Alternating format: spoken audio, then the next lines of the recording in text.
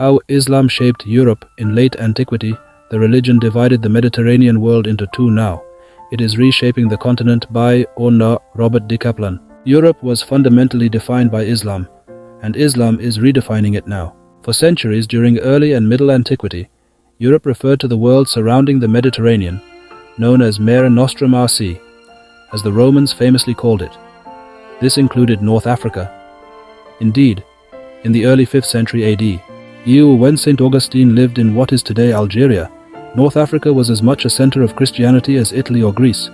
However, the swift advance of Islam across North Africa in the 7th and 8th centuries nearly extinguished Christianity there, effectively splitting the Mediterranean region into two civilizational halves, with the Middle Sea becoming a rigid boundary rather than a unifying force. Since then, as Spanish philosopher José Ortega y Gasset observed, all European history has been a great emigration toward the north.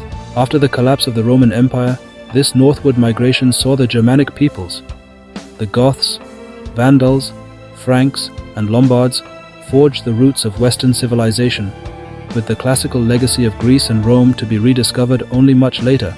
It would take several more centuries for the modern European state system to develop.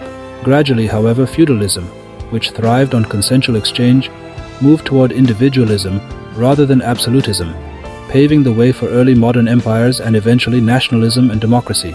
Along this path, new freedoms allowed the Enlightenment to take root.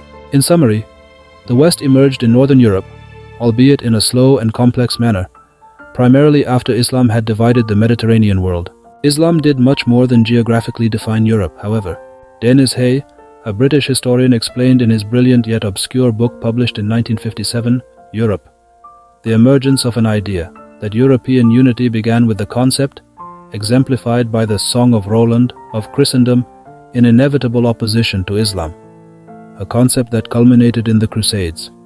Scholar Edward Said took this point further, writing in his 1978 book Orientalism, that Islam had culturally defined Europe by showing it what it was against. In other words, Europe's very identity was built significantly on a sense of superiority to the Muslim Arab world on its periphery. Imperialism proved to be the ultimate expression of this evolution.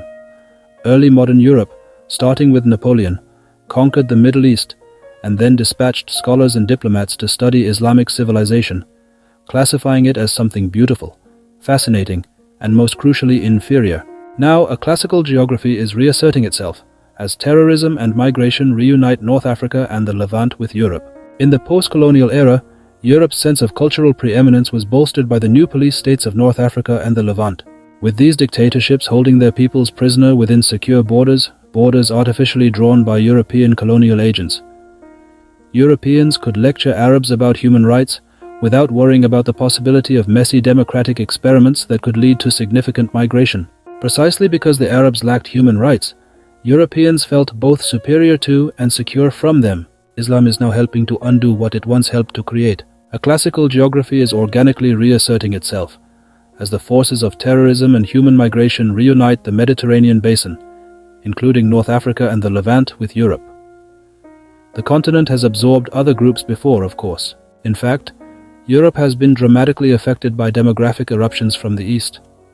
In the medieval centuries, vast numbers of Slavs and Magyars migrated into Central and Eastern Europe from deeper inside Eurasia. However, those peoples adopted Christianity and later formed polities, from Poland in the north to Bulgaria in the south, that were able to fit, albeit bloodily, into the evolving European state system. As for the Algerian guest workers who emigrated to France and the Turkish and Kurdish guest workers who emigrated to Germany during the Cold War, they represented a more containable precursor to the current migration. Today, hundreds of thousands of Muslims who have no desire to become Christians are filtering into economically stagnant European states, threatening to undermine the fragile social peace. Although Europe's elites have used idealistic rhetoric for decades to deny the forces of religion and ethnicity, those were the very forces that provided European states with their own internal cohesion. Meanwhile, the new migration, driven by war and state collapse, is erasing the distinction between imperial centers and their former colonies. Orientalism, through which one culture appropriated and dominated another, is slowly evaporating in a world of cosmopolitan interactions and comparative studies, as Said intuited it might. Europe has responded by artificially reconstructing national cultural identities on the extreme right and left to counter the threat from the civilization it once dominated. Although the idea of an end to history, with all its ethnic and territorial disputes, turns out to have been a fantasy, this realization is no excuse for a retreat into nationalism. The cultural purity that Europe craves in the face of the Muslim refugee influx is simply impossible in a world of increasing human interactions. If the West does have a meaning beyond geography, it manifests a spirit of ever more inclusive liberalism. Just as in the 19th century there was no going back to feudalism, there is no going back now to nationalism, not without courting disaster. As the great Russian intellectual Alexander Herzen observed, history does not turn back. All reinstatements, all restorations have always been masquerades. The question is thus posed, what, in a civilizational sense, will replace Rome? For while empire, as Said documented, certainly had its evils, its very ability to govern vast multi-ethnic spaces around the Mediterranean provided a solution of sorts that no longer exists. Europe must now find another way to dynamically incorporate the world of Islam without diluting its commitment to the rule of law-based system that arose in Europe's north, a system in which individual rights and agency are paramount in a hierarchy of needs. If it cannot evolve toward universal values, there will be only the dementia of ideologies and coarse nationalisms to fill the void. This would signal the end of the West in Europe.